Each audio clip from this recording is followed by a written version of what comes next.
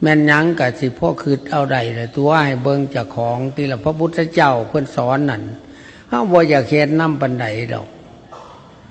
บ่เฮ็ดนำเพิ่นปานใดได้ซุมื้อก็ว่าปฏิบัตินำพระพุทธเจ้าหั่นละขั้วแม่นมันพระพุทธเจ้าเพิ่นสอนน่ะสาวกทั้งหลายนี่บ่ตั้งแต่อริยสัจสี่ปิทุกข์สมุทัยนิโรธมรรคนี่เพิ่นตรัสรู้อันนี้ละที่แรกก็ได้เบื้องต้นบำเพ็ญเพิ่นก็เฮ็ดผิดอยู่ไดเพิ่นมาเอาสมุทัยนั่นมันเป็นเหตุให้ทุกข์เกิดสมุทัยเป็นเหตุให้ทุกข์เกิดว่าซั่นสมุทัยมันเป็นตัณหาหรือเป็นความอยากอันใดอันหนึ่งนี่ล่ะ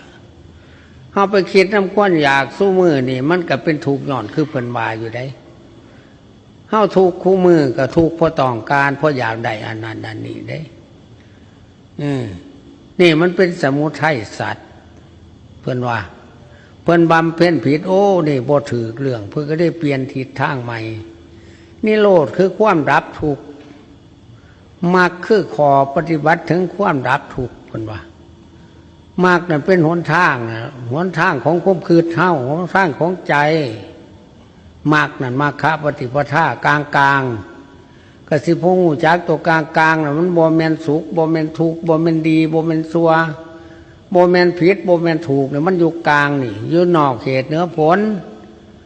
นี่มันกลางอยู่บนนี้แล้วแม่นไผสิปฏิบัติล่ะบ่มีอาตมาว่ามีแต่แลนทำแต่สุขกับทุกข์ซุมื้อ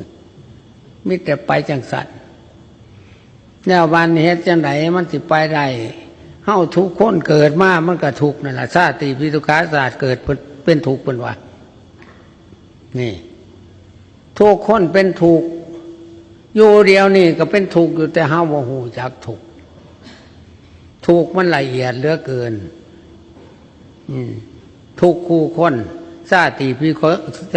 ทุกขาศาสตร์เกิดเป็นทุกข์เพิ่นว่าซั่นเคยได้ยินตัวเคยได้สวดตัวเนาะนี่ล่ะธรรมมาเพิ่นสอน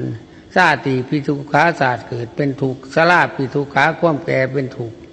มรณะปิทุกขังความตายเป็นทุกข์โสกาปริเทวทุกขาโมนังความเศร้าความโศกวิไลละพันทุกข์หมดโมนี่เฮาบ่ฮู้จักสึกมันละเอียดมื้อนึงนี่มันสิหลายครั้งอยู่ได้มันทุกข์